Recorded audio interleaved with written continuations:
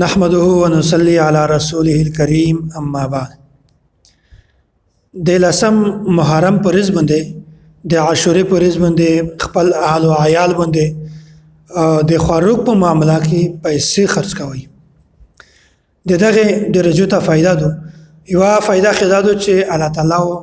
همیشه د تو په مول کې د تو په خوراک کې الله تعالی وسعت پیدا کوي د الله تعالی د تو په رزق کې په مول کې برکت وچوي او دوه فائدہ دا دو چې الله تعالی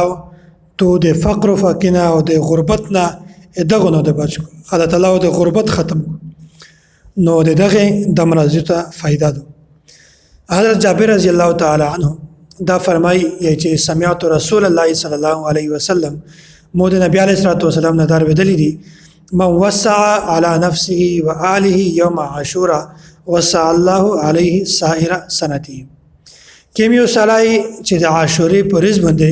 په خپل ځون باندې یا په خپل اهل او عیال باندې مور پلور بچو شزا ټول باندې تا کیمیو سلای د مول په معاملہ کې د خوراک په معاملہ کې وسعت وکړو بیا الله تعالی د په پیرا کول کې په مول باندې په خوراک په معاملہ کې پر رزق کې الله تعالی وسعت اچوي نو میشتو صرف یوارز کلش کې مشقت وکي لږ خرچه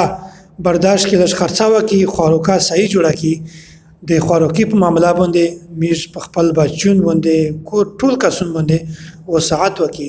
بیا الله تعالی پیرا کول د تو چې کوم رزق دی د تو کوم معمول دی حلال مول دی پاکي الله تعالی برکت اچوي پاکي الله تعالی وسعت پیدا کوي نو څومره زیاته فائدہ دو دا خو صرف د خوراکي معاملہ دو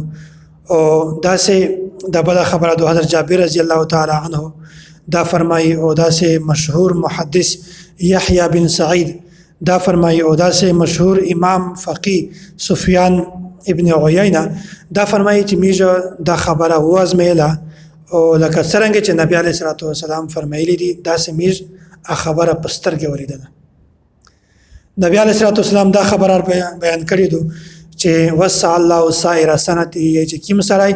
په دار زمونږ په خپل اهل او عیال باندې په د خوراک په معاملہ کې وسعت وکړو بیا الله تعالی پیرا کول د پرزه کې وسعت پیدا کوي دا څه د بزرګونی چې موږ دا خبره پستر کې بنولله